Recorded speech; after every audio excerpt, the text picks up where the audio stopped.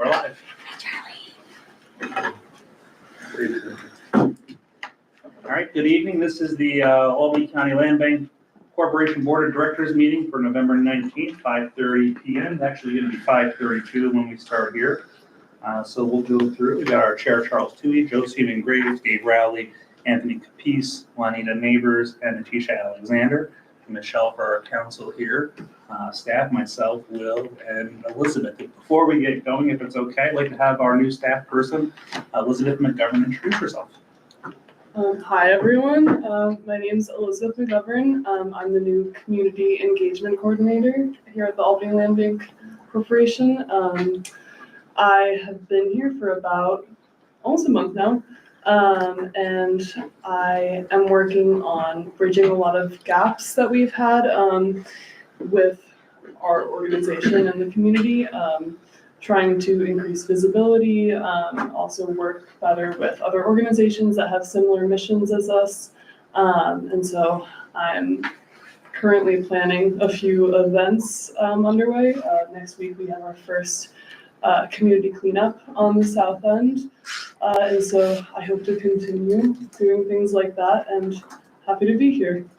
So if you remember Elizabeth, it's a bit of a reimagining of the position that our applications coordinator. So when Elisa had moved on, one of the things I wanted to do was make sure we were actively engaged in the community. And so that's what Elizabeth's been working on, although now, she's gotten up to speed with the community. She's doing more on the application side. So we're going to continue to balance that out. And next month, you'll meet the other two folks that I introduced you to via email that'll be joining us on December 9th. Elizabeth, what are some of the gaps that you are, or like reoccurring themes and the gaps that you are coming across in your conversations and interactions with the community? Mm-hmm. Something that I've gathered from attending the neighborhood meetings so far is that there's a lot of distrust still. And because of that, it's really difficult to get people to come out for things that we would organize. And so that's kind of a challenge right now of before we can even start planning things that are more large scale, finding ways to connect with people on a more personal level and provide more transparency about us as an organization so that they'll eventually be willing to come out and want to work with our organization more. Is it? What? Feel free. Yeah, I have a question. Where in the South End are you planning on doing? Elizabeth Street. Have you reached out to the county legislature that's involved in that area? And so have you, I'll just give you her name, Carolyn McLaughlin? I haven't reached out to her. Okay, you need to reach out to Carolyn McLaughlin or you're up for a failure. Yeah. Okay, the one thing about the city of Albany, you do have to recognize their representatives in the various areas that you're going in, and you have to get involved. Of course, Carolyn is a county legislature, but she's really involved in the whole city of New York. I mean, the whole city of Albany, because at one point she ran for mayor. Am I right? Yes, sir. Okay, so you do, when you start going into communities, you first need to touch base with whatever political person represents that area. Mhm. Or if they can make it miserable for you. Elizabeth's been actively involved with the South End, the South End Empowerment Committee. That's a very broad representation of the neighborhood. So we'll make sure. I asked her since I wasn't ready to send her down to the legislature and the Common Council quite yet, but we will get there. I hear what you're saying. I just wanted to ask, Mike, I know you're, Because I know most of them, and in prior years, that's what they felt. They felt like that, they were not involved in much of what the, Albany County Land Bank was doing. Yeah, I keep in touch with those folks. Mhm. That's sort of what I own is the relationships that we maintain with our county legislators and local And electeds. do you know Gary Demolowitz? Yes. Was my next door neighbor. Sam Fine. Huh? Sam Fine. Yes.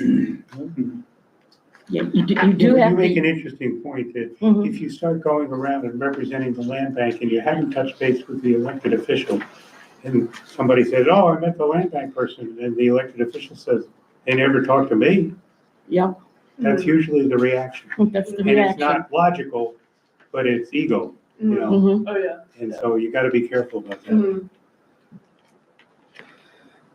You have the floor. you're still early on. You got like a lot of conversations left to have, obviously, but like, when you say that you're hearing people, say they don't have trust, is it in the land bank or government entities or owners of vacant buildings? Like, where is that being targeted? I mean, I'm listening to a lot of what the neighborhood association leaders have to say.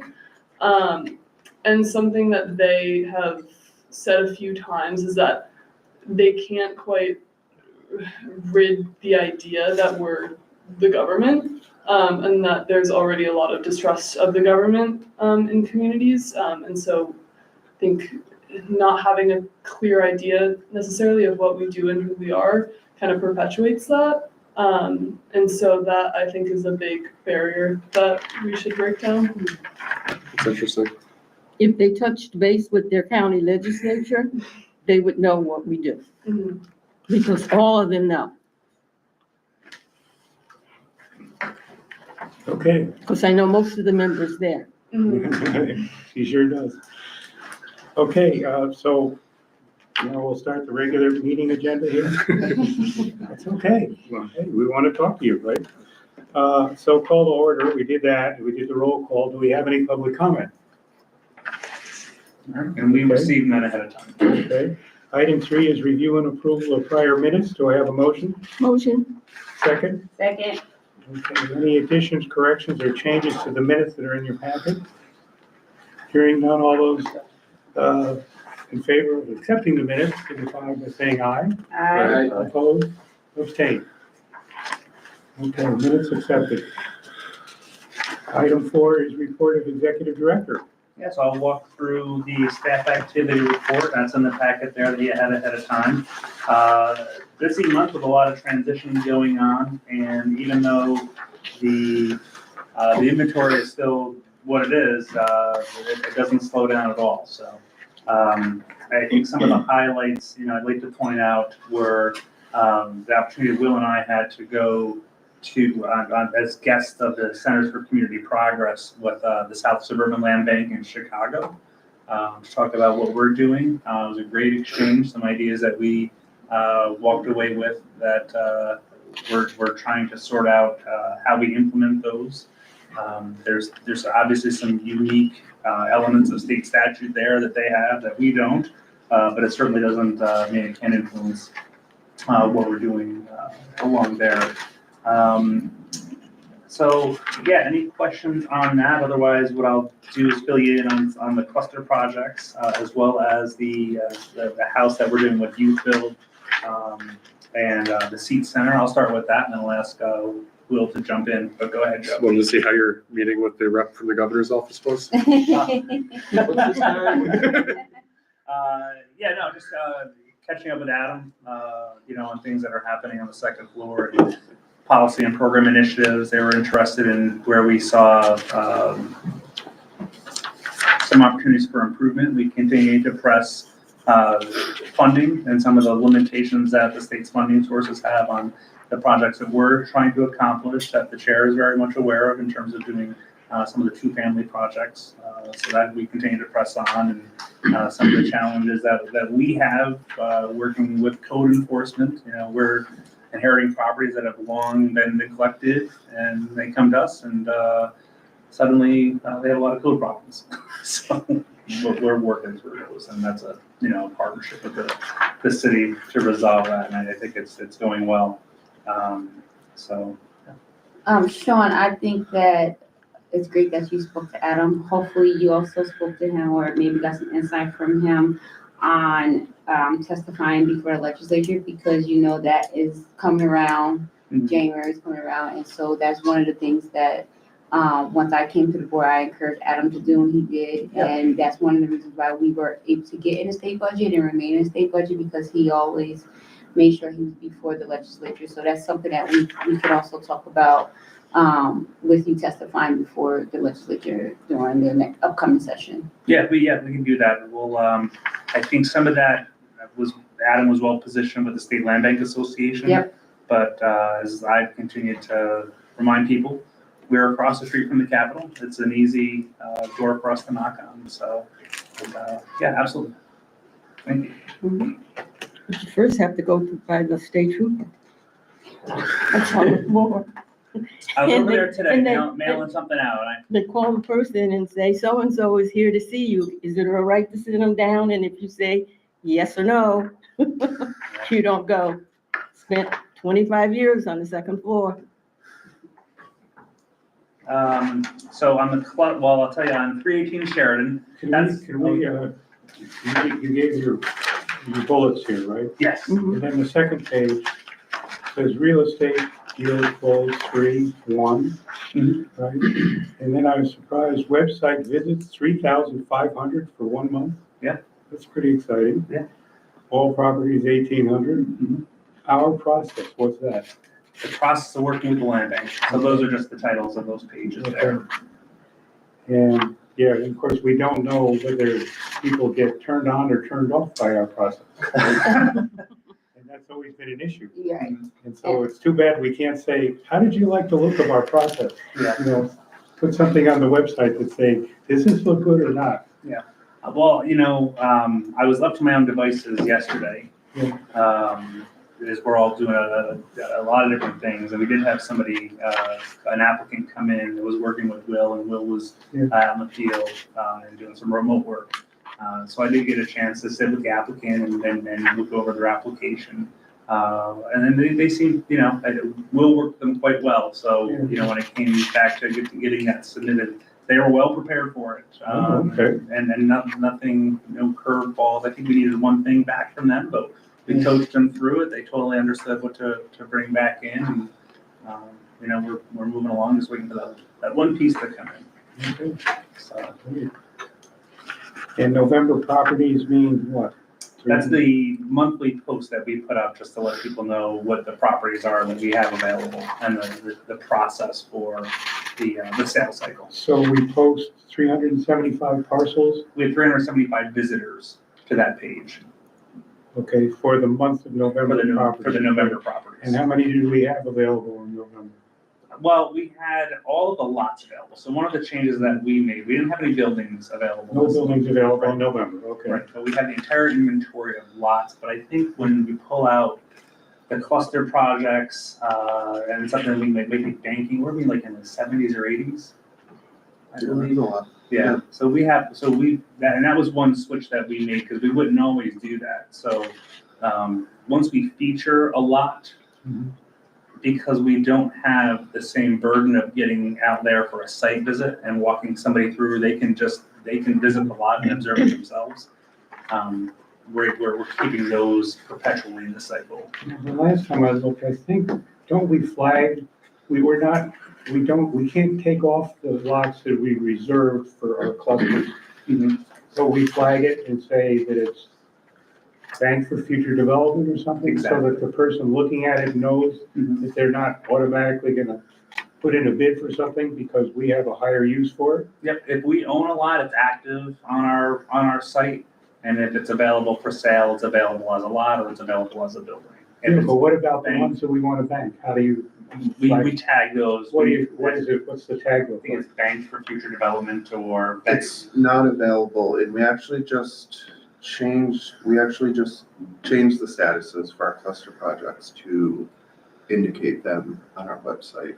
So if someone looks at our map Yeah. and sees something that says South End Cluster Development, Yeah. they click on it, there will be a link to our webpage for that project. Okay. Yeah, that's a change that Will implemented.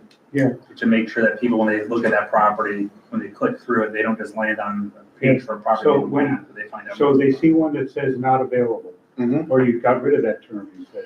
So for the cluster properties, there are still some that say not available that we don't have like fully programmed or Yeah. it's So when they get programmed, what happens when you look at them? it'll probably still either say not available. I've only started with the clusters, changing them to like the actual name of the cluster. We may actually start doing it with some of our other projects, just so people have, if they click on that property, they'll see why it's not available. Yeah, and so what's the languages you're gonna put up there about that? It'll depend on the project. Well, the South End project. It'll say South End Co-Development Cluster. Okay. Yep. So if someone looks at a lot that we've banked, Mhm. and it says South End Co-Development, that's a lot better than not available. Right. Yes. You know, that's sort of negative, and people go, what if they're supposed to be in the business, and they get not available, and they don't tell you why? Yeah. You know, so when you say it's part of the cluster, they go, oh, okay. Plus, it's another message to say that there's something going on in the neighborhood. Right. Right? So that's a good thing to change everything to. Yeah, and we're also, we're building off of that on the projects that we are currently doing rehabs on. So Second Street, Elizabeth Street, we're gonna work through, get Will and Elizabeth together to work through some project pages about those as well. Because Will is in them every 2 weeks. I'm trying to join him on those visits so that we get pictures of progress on those. We want to show that off On the website. on the website. Elizabeth's used some of that for social media recently. You might have seen some recent posts as we walk through. So, Great, oh well. okay. So on to the cluster development, so is there a handout here for the cluster development? No, nothing in there. Will did some updates on the notes, but I'll let Will walk through there. But I was gonna say on the youth build seat center project, they are behind on that. I got an No, update. excuse me, I interrupted you before, so they know what you're talking about. Yeah. Who, you tell them what house it is, Yeah, the Sheridan, 318 Sheridan, 360, or 316 Sheridan. not A 318. lot of numbers. Okay. 316 Sheridan, that is the small home on the lot that we're doing with the youth build program in Schenectady, where the youth build Albany as well. So that was the one that we did the wall raising on in the summer. And they have worked through some of that. There were some changes that we had to make in the plans. Actually, Charlie added a really great observation when those walls went up about some stairs that were coming off the side to get to the yard. And we had that changed to a back door. In the middle of all this, the architect died. Yeah. So we had to get another architect, which is procedure, it's another delay. Yeah. Anyway, So we're just working through some of those, I think that some of the architect changes, and there's some things that they've encountered along the way during the build that requires. what's some the status of adjustments. the building now? They're delayed. I'll send out, I just So, got, I mean, where is the construction? What's the state of the construction? If somebody drove by there, what would they see? you're just gonna see the first floor, Okay, the so first floor walls up.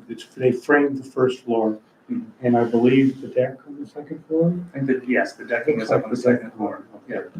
So that's where we're at. And of course, this is no way to operate, when you're dealing with youth build.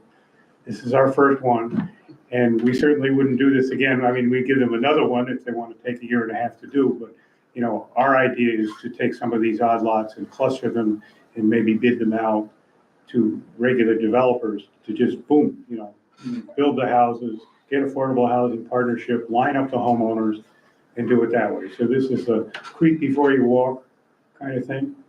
And it's killing me because the planning department made us put this historic front on the front of the house, so it's gonna be square and flat and all that. But basically, we want the houses to look like a friendly gabled roof, front porch, like the house on the left. But the planning board said, no, you have to make the house look like the one on the right. It's like, oh, God. But that was just a one-off on that particular site. And so hopefully when we go to other sites, we'll be able to build the house with a gabled roof and the porch, which is what we want to have because it's more user-friendly. It looks more like a neighborhood. And, porches are important for connections of people to the street. Are they gonna be able to continue working through the winter, or are we at a point where they're gonna have to stop and remobilize later? Yeah, let me get the update out to you. I'm supposed to get a regular update. I didn't get one, and I asked yesterday for one, and one came in this morning that admittedly I scanned quickly to see that they're behind, but didn't get into the details. So I'll share that with everybody. So when this project will be for the planning board, is it like a land bank project or is it a use build project? I'll It ask was a Will, 'cause I land wasn't bank here. project, but it did not go in front of the planning board, it just went in front of planning, it was a smaller review. Oh, okay, gotcha, okay. So the staff left comments on the design and the scale and some of the elements. Okay. We'll expect the same thing on First and Second Street as we advance that along. So, why don't I update you on First and Second Street first and then have Will work through. So, Does everybody know which clusters he's talking about? The board, we have 4 clusters. Mm-hmm. I know we talk about this every month, but I want to make sure. First one is the south wind, because that was the first one we did and the furthest along, yes, right? Then there was Henry Johnson, Yeah, which Correct. was home leasing. And that one has a certain status that he'll tell you about. Then there was Ontario, right? Motor Right. vehicle, Ontario Projects Drive. And then there were the scatter site lots, which he's talking about, First and Second Street. That's cluster number 4, we're calling it. So in terms of timeline, the 4th one is the shortest timeline that we worked on, but it's the only one that we have control over. So we can go as fast as we want on this cluster as opposed to waiting on home leasing and the guy in New Jersey and Regan Development on Ontario. Don't we have some lots in North Albany? we do on Albany Street. Yep, and actually Habitat has some of those that they're building on right now. Wander Willingham, that's all I know. So First and Second Street, let me give you an update there. You'll also hear us call that flip the block. Yeah, So, just because of the number of lots that we have control over. We are, the one rehab, 252. 257. See, it's that last number that's gonna trip me up on all of them. 257 257 Second Street. Second Street, okay. In That's a case road. anybody wants to drive by, I don't know what the land bank's doing. You'll Go see, by yeah, 257 Second Street. you'll see a portage on out front and no stairs on the front. When we walk through, the stairs are coming soon. So that rehab is moving along. That was the first one we started for the LBI2 grant funds and the rehab, once we sort of realigned what we're spending on. Elton Toon is working on that. So What? what's that? What'd you say? That was the first one, LB what? LBI, Land Bank Initiative 2. It was What's that? That's one of the grant funds that we have from the state Okay. Yep. For this first and second street. for First and Second Street. We're using some of those funds to get this Yeah, done. yeah. Charlie's slow, he knows I talk fast, and I'm like, I'm gonna roll through, so he's my throttle. Everyone knows his business, but boards are slow on the intake. We can't remember things from one meeting to the next, That's at least I can't. Yeah. So that one is moving along. We've been through that twice now. Next couple of weeks, we'll have drywall throughout the house. Yes. Yeah, so that's moving along. And that was sort of our first start into that flip the block cluster. We did meet with Fred Dargis on our numbers and our planning, and actually it was really helpful because one of the things that we thought we would do are the single family homes initially. But one of the things that his expertise set up a light bulb is that we have this cluster of properties that where we thought we couldn't maybe do modular. Actually, we probably can and start to drive that timeline a little bit better and maybe take advantage of some of those costs because we can use that cluster to stage and crane onto sites where we couldn't do that from the street side. So we're gonna rethink that one and what direction we go in first there. So that's moving along well. Just to back it up, Fred Dargis, people know who he is. He works for Habitat, but we contracted with him before, several months ago, because we wanted to use his expertise on our project. So we're getting the benefit of his experience building all these Habitat houses. So the suggestion that he made to Sean came from actual experience. So it was really good input to have a guy who's actually building in the neighborhood to say, hey, have you thought about doing it this way or that way? You know, so it was worth his consulting to do this. Oh, yeah, because the modular isn't going to save us a ton of money across the board. But what it does, it will save us a little bit. So I'm pretty sure we earned whatever time we spent with him, we'll earn back going, taking some of that into consideration, moving down that path. So that's moving along. That is going to be one that's going to take us a few years to get through, just because we have to let the grant funds fall into place to be able to move on to the next piece and the next piece and the When do you next make piece. the application for the single family houses from HCR for their money? Well, that's what we're sorting out after meeting with Fred, whether we're gonna start with the single families or whether we can use that cluster and start in the middle of the block, which is across Oh, from. yeah, but a cluster is still single families, isn't it? No, we have two families, two Okay. families and single Okay, families. so when are we gonna try to engage the battle on the two families? We need to get the grant application done with the state and have those funds locked up. Yeah. And then I do want to go back to the modular home builder Yeah. and see what they have for our ability to do the two families there. Because we Well, may the try, modular is a design issue, right? right, we want to see what they, but I'm talking about a finance issue. yeah, I need to know what the number is on the modular. Yeah. So I can see what Okay. that looks like. Good, so then you can go to the state and say, hey, we're building a two-family, we want some money for the rental unit. That's what we're trying to do here, because they give money for rental units all the time, Yes, for they big do. developers. Yep. Right? And they won't give it to an individual homeowner for their rental unit. This is not right. New York State Community and Renewal, Yeah. have you tapped into them? Mhm. That's who our funding source is Homes and Community Renewal. That's who we're talking to. Used to work with them too. One of the challenges that one of the programs we'd like to use statutorily limits us to adding more for the two families. Yeah. It would help us, actually would create units at a per unit cost lower than they're doing for single families, but, so we're trying to navigate. I met with a colleague last week, and he suggested a different path that we hadn't heard from HCR. Good. And he knows the inside, so we're working through all of it. Are the funding sources open enrollment, or is there, when is our deadline to apply? No, those are all the AHOP. Rolling applications. Yeah, it's all rolling. Is Fred, right?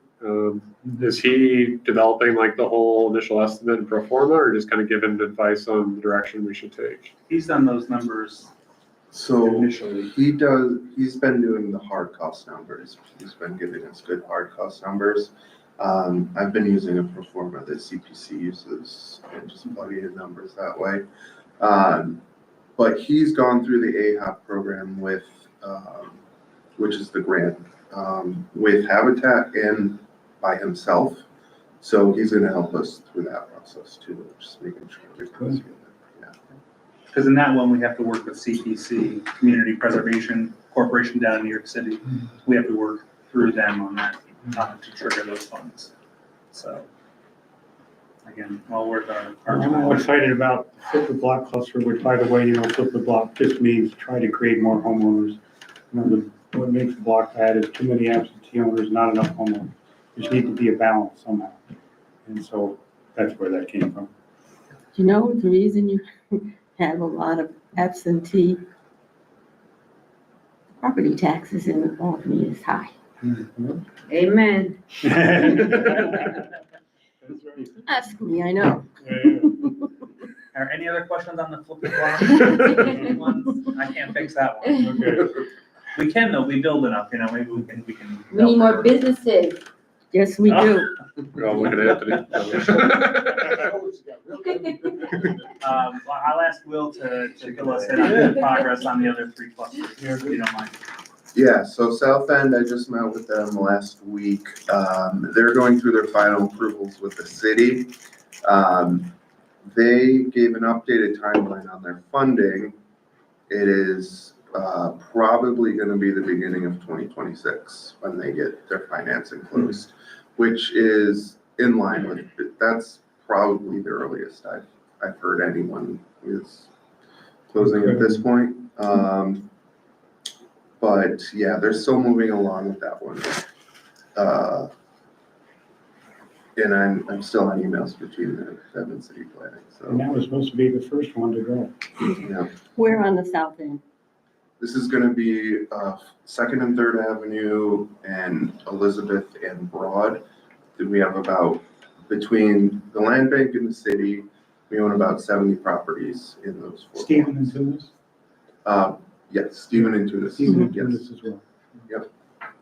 And, so yeah, we're doing a lot of infill there with all the vacant lots that are there. And then also elements of home ownership as well, new construction home ownership. Can I ask a question, Walt? Yes, Are they going through the planning department or board? planning board, I think their last approval might be our Historic Resources Commission. Does Albany have like a sunset on approvals? I don't think that's gonna be an issue here, because there's been a lot of communication between planning and. Been talking to him for years, before you were on the board. I'm sure. I'm looking at least 3 years. I know hear what you're saying though, right? Because we'll get a final approval and then we're worried about the funding, Yeah, the financing's the financing. in place in 26, they still have to bid it out, mobilize. I mean, Yeah. you're looking, I mean, without knowing the nuances there, that can be into 26. As long, you know, right, they gotta pull those permits, so, Yeah, I'm just not familiar with like the Albany building permit rules and regs in terms of like, do you need to have construction started or just pull the permits mhm. in a certain time frame, and not to get too into the weeds. in Yeah, this I Let me conversation. tell you, they give you a hard time. I just went through that. So I meet with Auburn City Planning every other week, so I'll talk more about it on Tuesday. So make sure we're okay with it. You wanna talk about Ontario and Bradford next? Yep, Ontario and Bradford, just got in, Regan Development just put in their, application, their development plan review application for 135 Ontario Street, which includes, 134, 154 West Street, and that street, the portion of the street that, connects those two sites. So we're moving along there. That one's gonna be a 9% tax credit, which just means so Henry Johnson and South End are gonna be competitive, or basically, once they have their stuff together, they work with the state to come up with a timeline for closing, and it's not competitive, but the amount of money they get is less, the tax credits they have. So this one's gonna be competitive, which is usually for small, less units, bigger impact site projects. So their plan is to put their application in for that by, I think, spring or fall of next year. But they will need the approvals from the city before that. So that's where we are in that process. It doesn't seem like there's a ton of 9% out there right now, at least in Albany, at least from what I've seen. Haven't looked too hard, but we're hoping that it'll be the first. We're hoping for a good application. Don't be discouraged if these 9% take 2 shots at it. That's pretty common. Mhm. You know, we'd like to have obviously outperform. And then, so yeah, do you want me to talk about the other two or? But let me, we'll talk Henry Johnson. Let me tell you with Ontario and Bradford too. We're just working through some title issues and getting those 2 properties split off as the board approved. So there's some issues there. That's about all. That's about all I can say.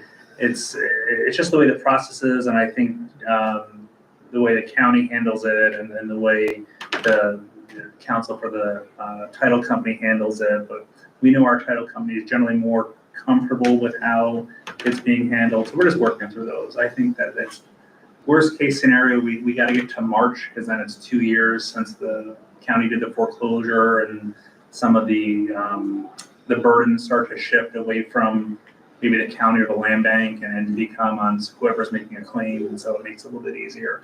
But we still want to move that ahead sooner. So I may have to, Michelle, I don't know if you'll, we have to get creative in how we approach this. Okay. Never know if you like hearing those words. Yeah, if you already kind of like brief Dan and Brian on. No, well, we're working with Brian Rowan, you know, On the does title usually the side. transaction stuff, Yeah. the titles, so. Okay. To be continued, but it's Yeah. moving along. I'm not worried about it, but I just wish it was moving a If little we need faster. some creative solutions, let us know. Yeah, we just want to get that one moved along because it's a burden on the neighborhood and the neighbors there. Was out there today and we're going to, you know, we've been trying to maintain that property and it feels like we're constantly trying to play catch up on it. And so John and his team from Kingdom Services that does our property maintenance, we're taking a whole different approach moving forward. It's been boarded up well to the back, and that's a lot of people to get into the back and make a mess back there. And so in the next couple of weeks, he's gonna get in there. I told him, I said, take all of the boards off, you know, open it all up, clean it all out, and we're gonna get some LED lights back there, so that they don't disturb neighbors. But for example, if you know, the city police are on patrol, they can, you know, get a good line of sight in there. And the neighborhood engagement officer is very happy to hear that we're doing that too. So doing the right things there, I believe. But yeah, back to Will. Esmond's, Henry Johnson, Clinton, they just had their first, so they have all their approvals for that project and city approvals for that project. They just had their first call with the state about the project. The state is supportive of the project.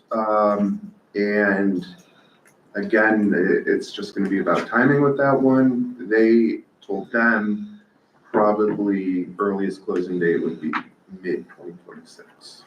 When you say state, where in the state? It's HCR, but it might be the Housing Trust Fund specifically, I think, does the financing. Home leasing, everybody knows they're doing, community loan fund, build out 255 Orange Street, all of that is them. They're doing the old Street Academy, which was, Pastor Rose Stewart's church, they own that building there. And that's become, it's a beautiful building, and so, home leasing is, think of Clinton Avenue, they did 60 houses there, they're doing the school, they're doing an infill project, all in those couple blocks of Clinton Avenue, so they really have a good footprint. And the fact that what they're gonna do for us on Henry Johnson, right next to the library, is really good. Plus, the homeowner, we're gonna do some on Henry Johnson Boulevard, and home ownership, there's always home ownership in all of these. Not a lot, but at least there's some. So in terms of the horse race here, who's on first, I have no idea, right? I mean, we just listened to everybody talk about the four thing, and who knows, right? This is what your staff does every day. We are, yeah, we're busier than anything. Okay. But I think that wraps it up for all of our activity reports. We don't let a lot of grass grow underneath our feet these days. Okay, the next item is a review of finances, Joan. Yep, so in the finance report, I left my notes upstairs, but I'll walk you through it. The finance committee heard all of this, but I'll give you the executive summary approach to this. So in your packets, after the staff activity report, you'll see the statement of financial position or the balance sheet. That's going to show where we are at a point of time. And this point, it's Halloween of this past month. The good news is we have cash to fund operations. We have about more than $3.3 million in bank accounts at the end of October. Why don't you go by the number? To be able to do that, it's going to be, What number you're talking about? that'll be line 7. That's the money in our total bank accounts. On that balance sheet, anything at the top of the smaller the number, the more liquid the money. So that's what we're concerned with the most. As we get further down there, you'll see that we have grant receivables on line 16, a total of $1.3 million still to come in for the LBI 2 project that Will is working through. And I just want to get down to The bottom, when you get to our total assets of $6.9 million on line 33, that is also influenced by the property that we hold on to. So that's the less liquid piece, because we have to be able to sell that, convert it to cash to be able to move it up. Of the 6.9, how much is this property? Of that, 3.4 million we have in current assets. Current assets And are property inventory is $2 million. That's going to be on line 24. 24. Yeah. So that's the value of the property we own now. Yeah. Discounted by a lot, right? Because who's gonna buy it? Cost, market adjustments, yeah, so that's discounted. Yeah, we have book value, construction, so there's other pieces that go into it, rehab cost, but then we do some adjustments on that end to come up with a more accurate figure. And then if you look starting on line 27 through 32, there are some other things that we have, our computers, our lease as our right to use asset. We have that in there, so. What's that? Leases, our right to use our space, that's an asset. Our lease is an asset. Okay. It's, 6.9 million in total assets, but like I said, that's line 33. Line 7 is the most important number, at 3.34 million, to know how we can continue to operate on a day in and day out basis. On the second page here, you'll see where our liabilities are. Line 38 and line 41 represent, timing of payments due. So as I share, I think every month, is that we try to maximize the terms that we have, our payment terms. So if something is net 30, we're paying somewhere in like 20 to 30 days. So we're not paying things off right away. We're benefiting from a small loan, I guess, from our vendors to be able to do that, but we do get them paid. And the credit card, the $6,200 on there, they're just some bills that automatically bill to our credit card. It saves us a step in the process to having to write regular checks or things like internet service or cell phones. But we still review those bills. So line 44, we always show that $250,000 account payable to Albany County. That's the refund or the return of excess proceeds from land bank sales. But again, without inventory or excess sales, that number tends to hang out there for the year. We have no ability to pay back the fee. We could pay it back, but one, we have no properties that we gained on. We have no gain on the property. So hopefully we won't come running after it. Sean, the lease liability, of $131,000, is that this lease, for our lease here? Yes. So I'm confused at how that interplays with the right to use asset. So on the one hand, it's an asset, and the other hand, it's a liability. Mhm. Yeah. I'm not an accountant, but I don't quite understand that. We have the liability to pay, yeah, they're like almost offsetting transactions a lot of the way. Yeah, oh, I thought they might be the same number. I think it's like a fairly new accounting rule that you have to treat leases Okay. as as if you owned the property, even though you don't own Yeah. the property. Okay. That might also, baked in there might be some other, because it's triple nets, we pay utilities, so there's other Right. costs that go into there. So that lease liability is just what we're paying out to keep cap for the space. Okay. Might even have the agreement with Albany County, with the alliance here, because we share the receptionist and then we share the front desk. That's probably also fit in there, but yeah, that's a newer element to Who it. prepares this document? Do we Our have- external, Bowers, our external Okay. accountant, yep. Yeah, not me, thankfully. And who gives them the information? Right, it comes from us, yep. So we feed them all the information. Every month we go through a month-end reconciliation process where they take a look at everything that's come in, ask us some questions, and then we send some additional documentation if something has come up along the way. But it's a process happening all month long. Okay. So we don't use a database, we don't input this information into like QuickBooks or anything and We then? do, Okay. yeah, our external accountant does that. Okay. So we use almost like an outsourced CFO model that we use. So I guess what I'm asking is multiple people sending information, or is it just you? Mostly Will is sending in the bills all month long. Okay. And then at the end of the month, when the questions come in from the accountant, we're collectively looking at them because at some point we've all had our, we've all had a piece of something along the way, so. So if there's any mistakes, we look at him. No, I'm just kidding. No, you look at me. You look Right, at me that's for the what- mistakes. Yeah. I take, I take all the shots. That's what I say around here all the time is that, that's what I'm here for, so.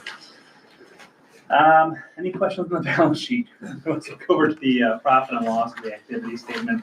That's gonna tell you where we are at this point in time for the year. Oh, sorry, last point on the balance sheet was just the total, the net revenue, because again, with what happened in last year's budget that the board approved, there were certain things in there, revenue from property sales, that's still behind, but I'm hoping to close some sales by the end of the year that will reverse that number.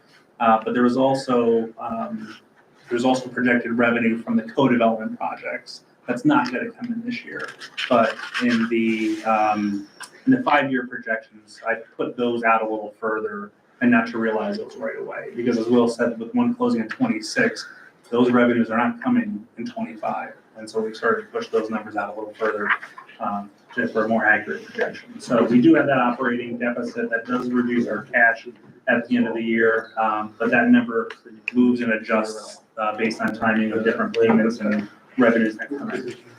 So we'll go to the next page, which is the budget versus actuals and the profit and loss. Just a breakdown of where things are happening along the way. I'll point out line 4, the city of Albany, we had on the budget $37,000 for a grant revenue. That's not going to happen, so we're gonna do some adjustments at the end of the year, so expect to see some changes to the budget to pull those pieces out. How come that's not gonna happen? Thank you, that's my question. What's that? How come that's not gonna happen? I'll ask Will, that was the number that Adam and Amanda, when they prepared the budget, put in there. It's a number I had a question about, but it was, I think they anticipated something from the Albany Community Development Agency for $37,000, but it's not really there.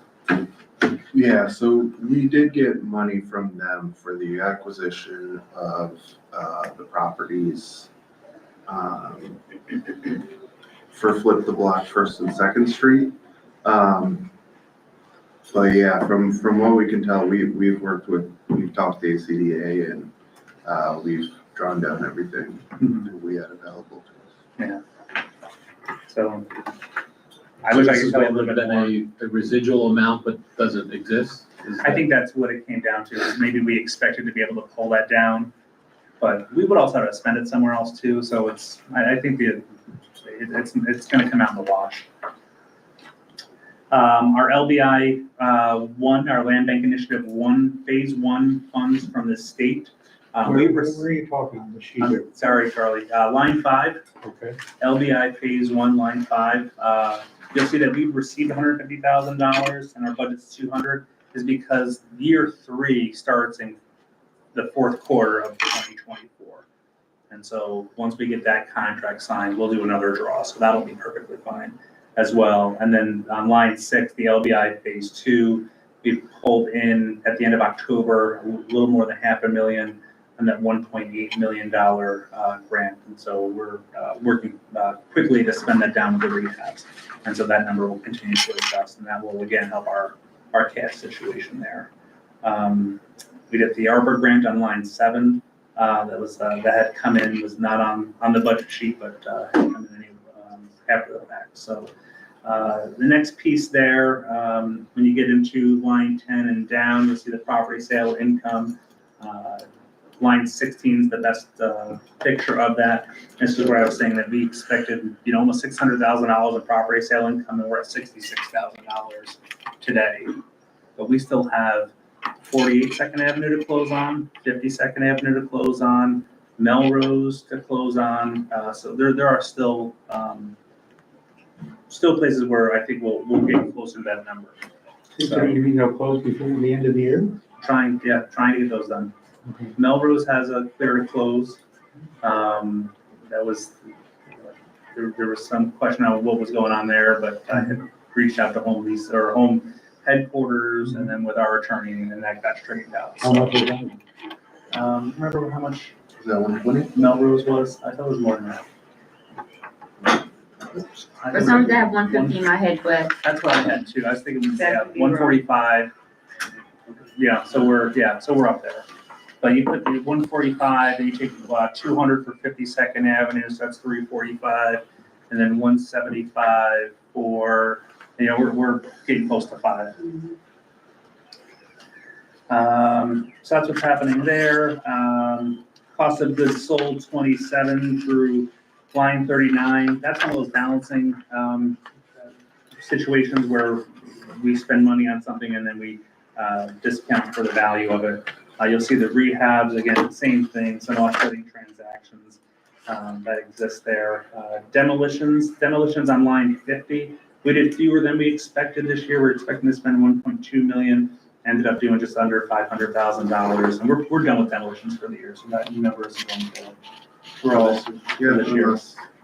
Unless we have an emergency demo, but I think that we're in good shape, and I'm expecting any of those to come along. Moving in, I'll jump down on the next page into payroll, starting on line 76.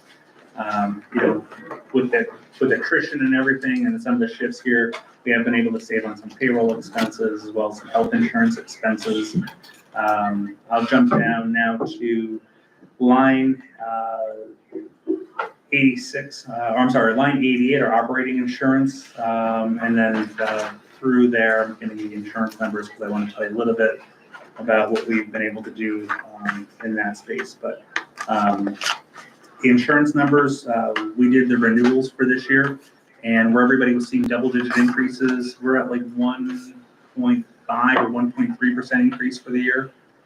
So we had a really good renewal on our insurance. So we probably very conservatively budgeted for more insurance expenses than we needed for next year. So I'm looking forward to having those savings. The bottom line on the old, without going all through all the expenses at the end, is that we're under budget. And we're, when we sort of look on a month-by-month basis, we're under budget on expenses. We're keeping those under control. And so that's helping offset some of that, the challenges in the property sales, revenue and income. So we have a little bit more to go to the end of the year. But we've got the foot on the gas to get there. So. Quick question for you. Yes. What is line 88 actually representing? I see D&O is 4,000 and then 86 is 5,000 budgeted. What insurance is that? The operating insurance, well, that's the D&O insurance. I was looking for here the different, because the insurance is split into different areas. The employee health insurance is up top there. Some of the other insurance is up in line 59, some of our commercial liability, property insurance, cyber. Yeah, so that's like 65. Yeah, that's 65. Yeah, so okay. 65 and 88 represent the bulk of the insurance that we're paying. All right, I missed that and I was very glad. I'm to see sorry, it. I didn't Number say 86, 60. Yeah, I was right. 5,000, what are we covering? I didn't say 65. Yeah. That's not Yeah. even card. Yeah.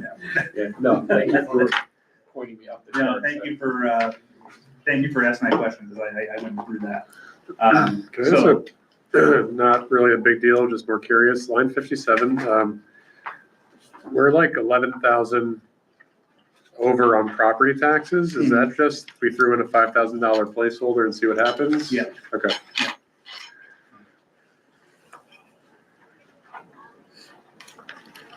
Some of those are a little hard to. Yeah, I just was, totally just wanted to, just curiosity. What was also, I went through it, that revenue back on line 9, and I'll just give you the number. With the T-bills that we were doing over the summer, and we have 4 more that are rolling out, and we had $20,000 in interest income this year, just by taking cash that we're just sitting on, because we're getting 1% at the bank, and we were north of 5% over the summer on some T-bills. We're trying to get them, we're trying to work with M&T to sort of automate some of that, so I wasn't constantly having to go in and order the bills myself. They've had some changes over M&T. I went back in and I lined up 4 weeks of T-bill orders. So we're buying $250,000 in redeem value T-bills, one every week with a 4-week redemption period. So it allows us to keep the cash accessible and not tied up, to take advantage of these really short-term, investment spends. And, you know, just over the summer, like that was $20,000. Wow. Where is that reflected on here? I was back in the first page. It was line 9, total interest and investment income. Cool. So try to find it anywhere we can. And I think there are some other sheets that the finance committee had. I didn't include in these packets here. We don't You need got them as well. So if you have any questions about those, let me This know. is a main meeting. Finance committee has all the details. Okay. All right, that's all I've got. Good, end of finance, on to the next item. Thanks for the questions, though. Review and approval, well, we did that. Consider the resolution authorizing the sale of real property. Do I have a motion? Motion. Second? Second. Presentation. All right, this month we have quite a few sales. 6 sales, 9 properties. It looks like all of them are in the city of Albany. And we will, first one, I did not put these in order, so let me start here. 251 Third Street, this applicant, so 251 Third Street's in West Hill. We demoed this property over the summer using our LBI funds. This applicant's the adjacent property owner, in the blue on Swinton Street. And A&D recommended that we, the sale of this property to him. It's extended yard space, is the adjacent owner. Next is 397 2nd Street. This property is another one in West Hill. This applicant grew up on Judson and wanted to use these properties as a memorial garden.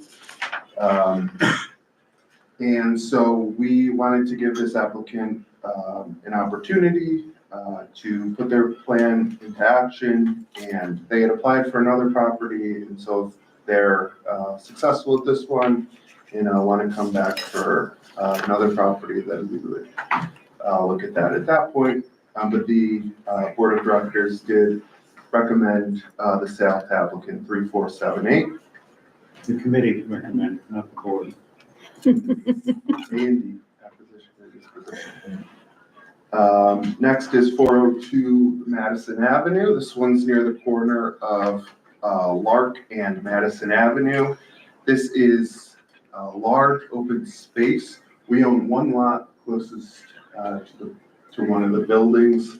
This applicant owns a property right at the corner, and his plan is to use this space as a sorry, I don't know what I did. Click something.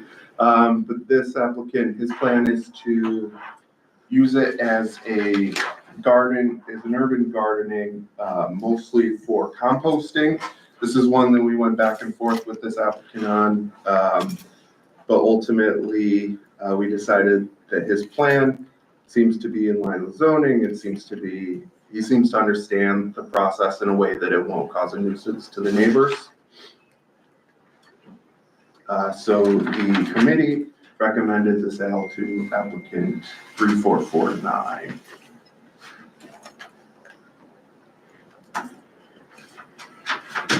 Next is 403 First Street.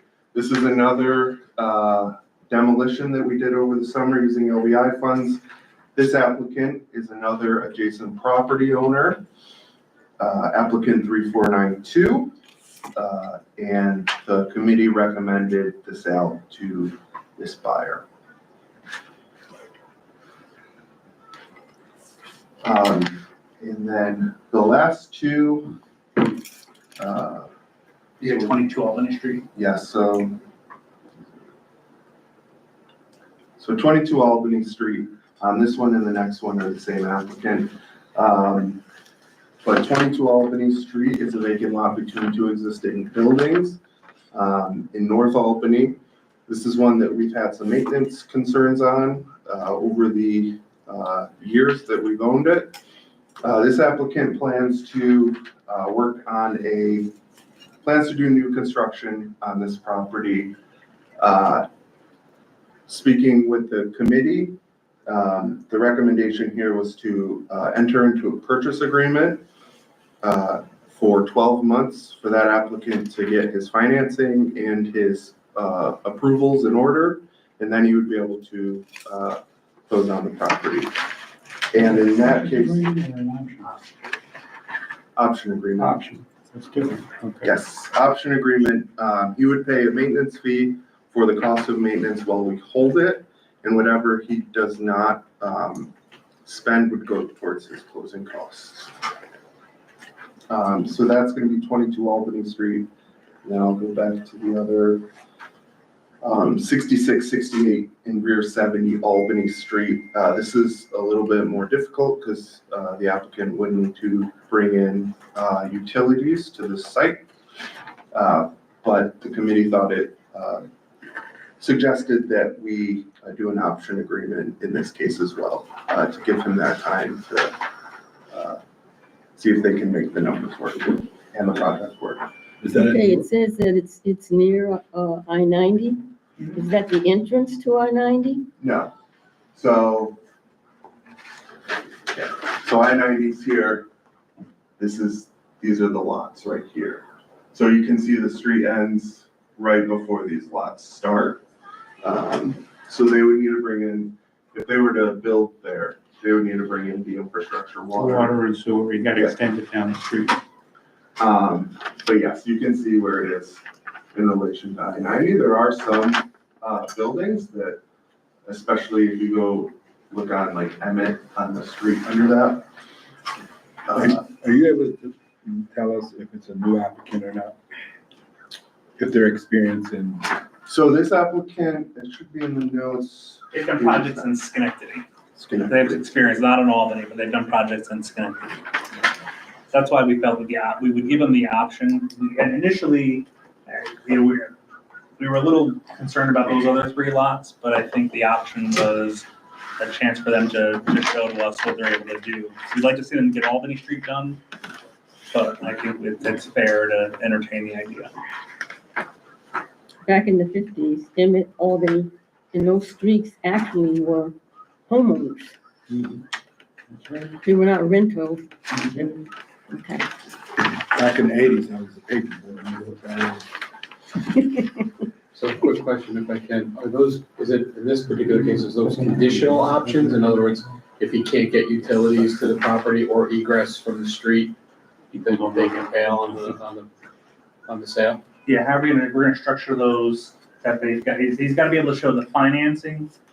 And in order to get the financing, he's gonna have to get the entitlements done from the city. Because the bank's not gonna give him financing without showing he can actually get there. And is there sewer to that too? I don't know how far, I think we don't know where necessarily it terminates, but we think he's gonna have to tie in somewhere. I don't know where that, See this again. yeah. And that's why it's experience, because if he has some experience, he probably has a plan. Yeah, I mean, it all depends where it is. I mean, it's not like you're gonna tear up the street to put that in, it's nobody there. It's the end of the road, but it's Yeah. not gonna be expensive. Right, the question is, if the sewer comes to here. Yeah. Then he's gotta extend up a little bit here, and then you get some right of way issues, but Yeah, imagine if there was forethought and there's conduit. It's a classic example of why the land bank owns it, because it's That could difficult. be, yeah. yeah. Can I throw one more question in on property number 3478? What is a memorial garden?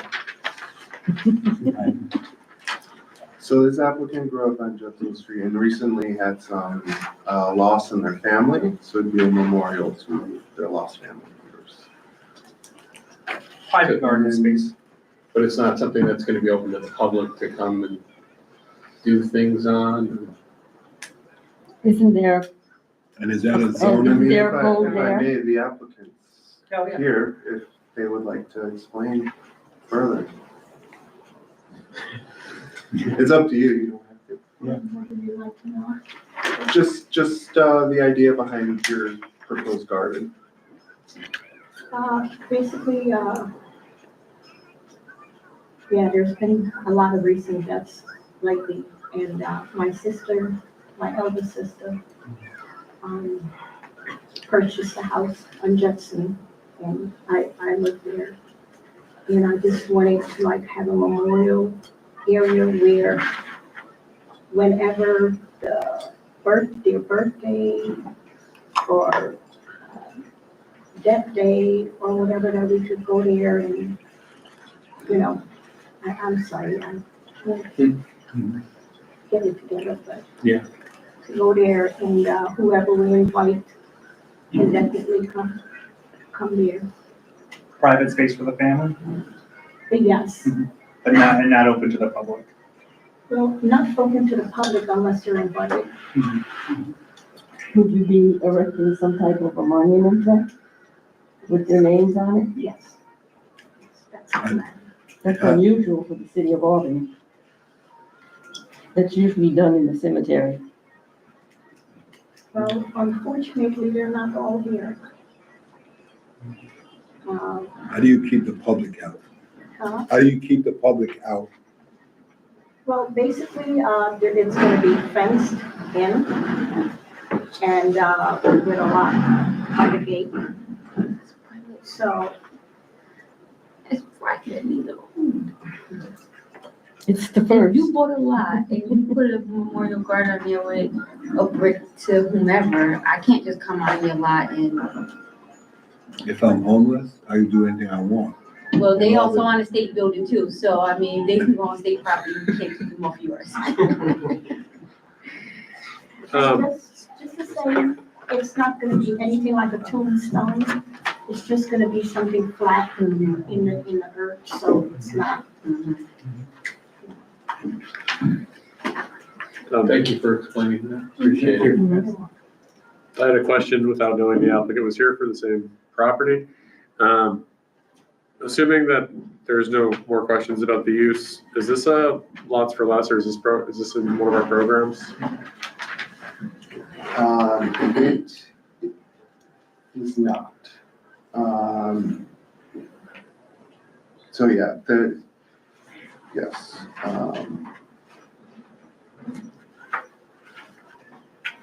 Yes, it is not. Yes, it is not. It is not part of lots for I guess my only holdup here is looking at all the information the applicant provided, is there's some way we can help with that closing cost. And I'm not sure if it's not already within one of our existing programs, if we're allowed to, but I think I had a similar comment at one of our last meetings where it seems like it matches every criteria except being in the program. And usually with the city of Albany, you have to get a permit. Well, they are offering, the price is less than asking. Mhm. Asking is 600, we're at 3. And I would say I would leave that since the applicant is as a discussion for the committee. And we can, we've also talked to our attorneys just to see who can facilitate this at, the best, in the best way. So we can do that as well, without having to open a whole thing about policy and everything. You'll trust us to that. Because we I think do that's a great suggestion. do memorials in the city of Albany, but they're usually like for officials or something like that, not for a private family. So that's my question. I would say, think of this as nothing more than a private garden that a family gets to enjoy Mhm. in a place that means something to them. Just like you can do in your own backyard right now. Yeah, I could put a bathtub Mary in the backyard, so Not on I think Black Road, you you're gonna create a space that means something to the family. That's a good of an issue. And there's no zoning issue, right? Not for the garden, no.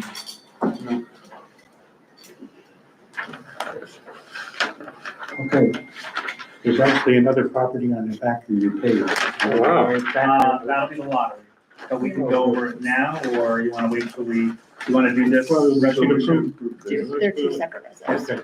All those So in favor moved. Oh. of this resolution to dispose of these properties? Did you want to say something? No, I thought you need a motion. I was ready to move it. I already got you down for it. You're Okay, good. I second. All those in And I I favor, gotta get to the second. all those in favor say aye. Aye. Opposed, abstained. Resolution passed. On to the lottery. All right, and just so everyone is aware, the information for this one is on the back of your matrix. So this one is, we are actually bringing back 48 Second Avenue, which was a full rehab by the land bank. This is a two-family home, 1 bedroom on top, 1 bedroom on bottom. We had 2 applicants previously for this that were approved. One applicant is now purchasing 50 Second Avenue, and the other applicant was unable to close. So we actually, just a little bit of background, we contracted with a realtor for this one, Greenpoint Realty, who was able to help with the marketing of this property. And we were able to get 3 applicants this time around, 3 new applicants, all who qualified for this one. So we're gonna do a lottery for these 3 applicants who qualified for the program. So there's that property. We're gonna do the same program as we used last time, which works. It does randomize the names. So. Do we get a motion in a second before we get Okay. into discussion on this? Motion to have the lottery in a second. Second, Okay. sorry, give the second to Anthony. No, I haven't got one all night. So this was one that was funded with CDBG funds. So the plan for this one is to do a lottery rather than basically have the board make the decision on this one. Go for it. Okay, so the first applicant's gonna be Jose. So can we put them in as by their application number? You wanna do their number? Or, Usually we give numbers, right? right, because we Last time, stopped saying your name and we this put we the did. numbers. but we can, Let's use their number. I think, in my memos, I always refer to the applicant by number. so. Confidentiality. Yes. 3497, 3497. 3498, and 3499. 3499. All right. So this will randomize these 3 is 1, 2, 3. Okay. So the chosen applicant's gonna be 3498, followed by 3497, followed by 3499. So the selected buyer is 3498, backup buyer 3497, and then second backup buyer 3499. It's already listed All like those in that. favor? Yeah. All those in It's favor of this lottery selection, signify by saying aye. Opposed? Abstained? Lottery accepted. We'll give the applicants a little bit of time to get into contract, before we go on to somebody else, but we do keep this process moving. Okay, item 5C, which is enforcement and compliance. Do we have anything? Just the committee met this month, on a couple of, items, we'll move one ahead, and then the other one, we decided not to do anything. Okay, so what is the one we moved ahead? What do we do for them That is or one. against them? Yeah, that was the one where they're going to consolidate the lots. Let me pull my notes up No, because, not that one. The sorry, other thank you. Yeah. Oh, the other one is moving out of town, so wanted approval to release their reverter to sell it to a new buyer. Which we approve. The other one, we did not approve, because we had, some school taxes that weren't paid. And they were looking to release, that was item new stuff. We're requesting to release the reverter to merge the parcels, but we want to see all taxes paid before we make any of those changes.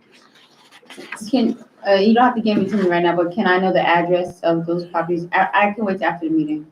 Yeah, oh yeah, I can give it to you right after. Okay. Okay, nothing, no action on that. Do we have new business? No, I think we got through everything that I had for you, unless the board had anything for me. Okay. An executive session? Not tonight. Okay.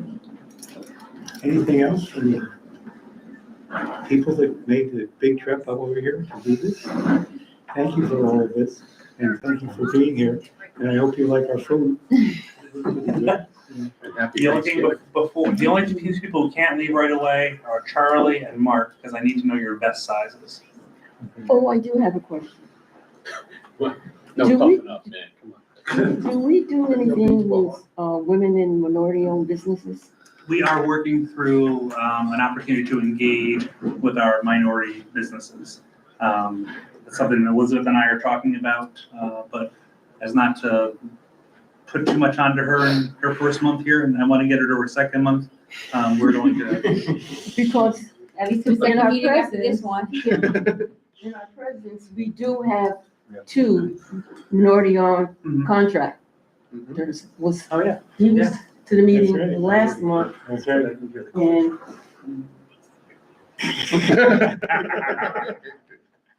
You almost had to. Maybe we can get him, do any contracting work? I do videography work. Oh, all right. All right. Oh, you do? You never, well, yeah, we'll, Elizabeth, you want to connect on the, Yeah. just get information? We're collecting Let me know resumes. too. The chamber's running a clinic now, I just did it for 5 hours. And we work with MWBE businesses that aren't certified, that want to be certified, and we walk them through the process and get all the paperwork done, which is so tedious, but we get it done. But that means like almost all the time there's a churn of new people, and if we can connect, because we've had electrical contractors and drywallers and painters and stuff that are coming online soon, and they're right from here. Okay. So So CPC has an access program that they develop minority-owned and MWBE contractors. And they recommend folks to us all the time. And we've engaged with a few of them. so you have to fill out an application and become part of them? Not necessarily. Everything we do is, for the access program, yes, they have to, There's a big corporation from New York. Yeah. CPC. And I am in the process of going through all of our vendors and contracts to see where we are with RFPs and timing. My goal is to wrap that up in the next couple of weeks, and then make sure our purchasing is in order. And that'll be a great opportunity to try to engage folks again to get them on our lists for various work. And one of the challenges is like the city has an MWBE list, the state has an MWBE list, the feds have it, and so they don't There's no reciprocity. know. And so it's tough. And if you're a business, which one do you go to? All right, there's much more at the state level, but then you gotta do work in Utica and Oneonta. If you're a small MWB with 2 employees, you're not going to Utica, right? So there's a lot to be done here. When Erica was here, I'd given her the city's list to try to identify people. So we do go out and pull those lists down to see if there's an opportunity to engage with somebody or if we're missing somebody. We were kicking around an event that was coming up with, to recruit MWBEs, but we just don't have anything for them right now. So I didn't want to go out there and suggest that we had something when we're really not ready for it yet. And we have been using MWBE, like to our credit, right? Greenpoint is a MWBE, Kingdom Services is Oh, a yes. MWBE. Our so- rehabs are being done by WPNT, which are MWBEs, so. I also am meeting with that woman from that event next week because there's another one in February. So that we could actually prepare something for it, so. And we're doing a Latino Business Bazaar on December 7th. I'm not sure if it's what we're gonna have there yet, but we're working with a group of bringing them in to do it. So we'll get a list for that too. It's a tough one. One other thing we realized is it's really important, not just certified MWBEs, because that certification takes a long time, Yeah. is also just working generally with minority-owned businesses that maybe haven't had the know-how or opportunity to go through that process. Right, we're lucky that we don't have to go by judgment He call. said it. And in defense of some of them, And operated the heat and air They're- conditioner for the they don't have as many complex. manpower to attend events like what you're planning. Yeah. Because they have jobs. I mean, they have regular jobs and then they're trying to do this as a side job. Yeah, and what I ultimately like to do, and I talked to the Kevin O'Connor's team here at the Alliance, is that, like Will said, when we identify somebody who is a minority-owned business but may not have gone through the process to get the certification attached, is to still engage them and then take them to somebody who can coach them through the process. There's the number, between the chamber, And Kevin has a guy on staff, Mhm. Kevin Catalano does that.